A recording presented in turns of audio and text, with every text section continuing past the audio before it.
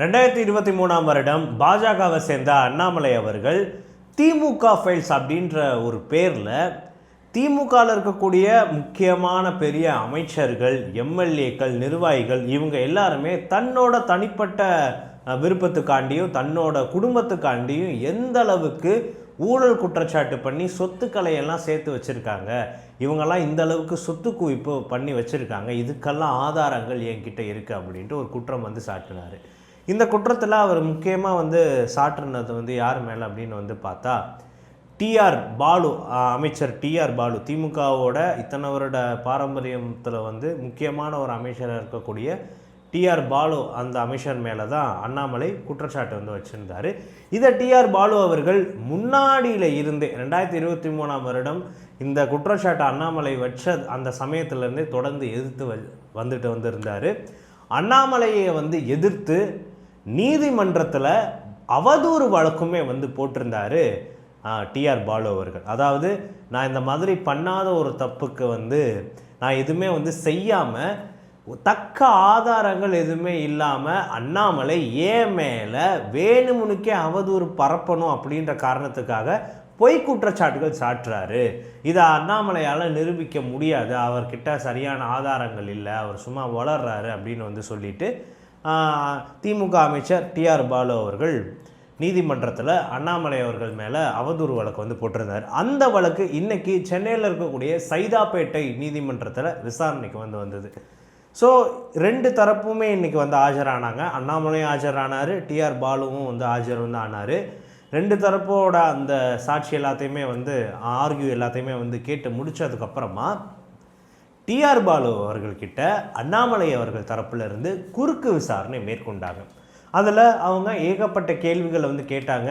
TR Balu அவர்களோட business குறித்தும், TR Balu அவர்களோட குடும்பம், அவங்களுக்கான அந்த சொத்து விவரங்கள் இது குறித்தும் கேட்டிருக்காங்க. பட் டிஆர் பாலு எந்த துணியில் மொத்தமாகவே பதில் சொல்லியிருக்காரு அப்படின்னா, இப்போது குறிப்பாக உங்களோட பசங்க இத்தனை பேர் இருக்காங்களே, இவங்க எல்லாருக்குமே நீங்கள் ஒரு 12 கம்பெனிஸ் எல்லாம் ஆளாளுக்கு எழுதி வச்சுருக்கீங்களே, இவங்கெல்லாம் இன்கம் டேக்ஸ் ஃபைல் பண்ணுறாங்க அப்படின்னு கேட்டால், எனக்கு அவங்களுக்கு நான் பிஸ்னஸ் எழுதி வச்சது தெரியும், ஆனால் இன்கம் டேக்ஸ் ஃபைல் பண்ணுறது தெரியாது அப்படின்ட்டு தெரியாது இந்த மாதிரியான ஒரு தொனியிலேயே டிஆர் பாலு அவர்கள் அண்ணாமலை அவர்கள் தரப்பில் இருந்து குறுக்கு விசாரணை பண்ணுறப்ப பதில் அளிச்சுட்டு இருந்திருக்காரு. அது மட்டும் இல்லாமல் சுமார் ஒரு 10,000 கோடி ரூபாய் வரைக்கும் டிஆர் பாலு அவர்களோட மொத்த குடும்பமுமே சொத்து குவிச்சு வச்சுருக்காங்க அப்படின்ற ஒரு குற்றச்சாட்டை அண்ணாமலை அவர்கள் சாட்டியிருந்தார் இல்லையா. ஸோ அது சம்மந்தமாக கேள்வி கேட்டப்ப திமுக சார்பாக ஆட்சியில் இருக்கிறப்ப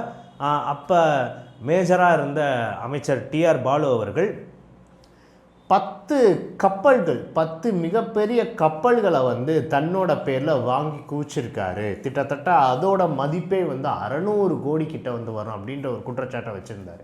பட் இன்றைக்கி அது சம்மந்தமாக டிஆர் பாலு அவர்கள்கிட்ட அண்ணாமலை அவர்களோட தரப்பு குறுக்கு விசாரணை பண்ணப்போ அண்ணாமலை அவர்கள் சொல்கிற மாதிரி என்கிட்ட 10 கப்பல்லாம் கிடையாது, நான் 2 கப்பல் தான் வச்சுருந்தேன் அப்படின்னு சொல்லியிருந்தார். ஏன் 2 கப்பல் வாங்கினீங்க, அதுக்கு எங்கே உங்களுக்கு சோர்ஸ் ஆஃப் இன்கம் வந்தது, அது மட்டும் 2 கப்பலாக இருந்தாலும் அதுக்கும் அவ்வளோ பெரிய கோடிகள் செலவாகுமே அப்படின்னு கேட்டப்ப, இல்லை சார், நான் கம்மியான ரேட்டில் தான் அந்த 2 கப்பலும் வர மாதிரி இருந்தது, அதனால தான் நான் வாங்கி போட்டேன், மற்றபடி அந்த 10 கப்பலோட சேல்ஸுக்கும் எனக்கும் சம்மந்தம் இல்லை அப்படின்னு சொல்கிறார். பட் அந்த மிச்சம் இருக்கக்கூடிய அந்த 10 கப்பல்களுமே டிஆர் பாலு அவர்களுக்கும் அவர்களோட பினாமியாக அவங்களோட ஃபேமிலியை சேர்ந்தவங்களுக்கு சொந்தமான நிதி நிறுவனங்கள் மேலேயும் ஒரு சில நிறுவனங்கள் மேலேயும் தான் வாங்க பட்டிருக்கு. இது குறித்து கேள்வி இருக்கிறப்ப எனக்கு அதை பற்றி தெரியாது அப்படின்ற ஒரு துணியில் பதில் வச்சுருக்காரு. நான் 2 கப்பல் தான் வாங்கினேன், 10 கப்பல் வாங்கலை அப்படின்ற மாதிரி சொல்லியிருக்காரு. அண்ணாமலை அவர்கள் தரப்புலேருந்து குறுக்கிட்டு விசாரணை எதை மேஜராக வச்சு சொன்னாங்க அப்படின்னா, இதே திமுகவில் முன்னாடி இருந்த கலைஞர் அவர்களோட பையனாக இருக்கக்கூடிய முக அழகிரி அவர்கள் தான் இந்த குற்றச்சாட்டை 2014ஆம் ஆண்டே வச்சுருந்துருப்பார். அவர் என்ன சொல்லியிருப்பார் அப்படின்னா, அமைச்சர் டிஆர் பாலுலாம் பாருங்கள், அவரோட ஃபேமிலிக்கே எல்லா சொத்தையும் சேர்த்து வச்சுட்டு இருக்காரு, அவரோட பேரில் மட்டுமே பலாயிரம் கோடி தனிப்பட்ட சொத்தெல்லாம் வாங்கி வச்சுருக்காங்க அப்படின்னு சொல்லியிருப்பார். பட் அதுக்கு டிஆர் பாலு இன்றைக்கி கோர்ட்டில் என்ன சொன்னார் அப்படின்னா, முக அழகிரி ஆதாரம் இல்லாமல் அறிவற்ற ஒரு தன்மையோடு தான் எந்த ஒரு விஷயத்தையுமே தெரிஞ்சுக்காமல் அறவேக்காடு தன்மையோட தான் வந்து அந்த குற்றத்தை என் மேலே சாட்டினார். அந்த மூக்க அழகிரி சொல்லியிருக்காரு அப்படின்றத வச்சுட்டு தான் அண்ணாமலை அவர்கள் என் மேலே இந்த கேஸை போட்டிருக்காரே தவிர அண்ணாமலை அவர்கள்கிட்டையும் வந்து இதுக்கான ஆதாரம் கிடையாது. மூக்க அழகிரி அவர்கள் சொன்னாருன்ட்டு தான் இவர் என் மேலே கேஸே போட்டிருக்காரு அப்படின்னு சொன்னாங்க. பதிலுக்கு அண்ணாமலை அவர்களோட தரப்புலேருந்து ஏன் அப்போ நீங்கள் மூக்க அழகிரி அவர்களோட மேலே கேஸ் வந்து போடலை, அவதூறு வழக்கு வந்து போடலை அப்படின்னு வந்து கேட்டப்ப எனக்கு அதுக்கான அவசியம் அங்கே இல்லை, இங்கே அண்ணாமலை என் மேலே அவதூறு பரப்புற மாதிரி இருந்தது, நான் போட்டேன் அப்படின்ட்டு வந்து சொன்னார். அவர் இன்னைக்கு அண்ணாமலை அவர்களோட தரப்புலேருந்து குறுக்கிட்டு விசாரணை பண்ணதில் எல்லாத்துக்கும் பதில் எப்படி வந்திருக்குன்னா ஆமாம் இல்லை, அதாவது இருக்குது பட் எனக்கு தெரியாது, இருக்குது அப்படி எனக்கு தெரியாது. இப்போது கிட்டத்தட்ட 13 நிறுவனங்கள் டிஆர் பாலு அவர்களோட ஃபேமிலியில் இருந்து தான், அவங்களோட அந்த ஃபேமிலிஸில் இருக்கக்கூடிய அந்த நிறுவனங்களோட பேர்லேருந்து தான் இவ்வளவு சொத்துக்களாக வாங்கப்பட்டிருக்கு அப்படின்னு வந்து கேட்டால் ஆமாம், நான் தான் இந்த நிறுவனத்துக்கு ஷேர் ஹோல்டர், நான் தான் அதை ஆரம்பித்தேன், நான் தான் ஓனர், பட் எனக்கு இது வாங்கினலாம் தெரியாது. இந்த மாதிரியான ஒரு பதிலை தான் மொத்தமாக சொல்லிட்டு வந்திருந்திருக்காரு. இது மட்டும் வந்து இல்லாமல் டிஆர் பாலு அவர்களுக்கு 2 மனைவிகள், அதுக்கப்புறமா 2 மனைவிகளுக்குமே பசங்களும் வந்து ஜாஸ்தி. இதில் ஒருத்தர் தான் இப்போது தமிழகத்தோட நிதியமைச்சராக இருக்கக்கூடிய டிபிஆர் ராஜு அவர்கள். ஸோ அவரை குறித்தும் வந்து ஒரு சில கேள்விகளை வந்து கேட்டாங்க.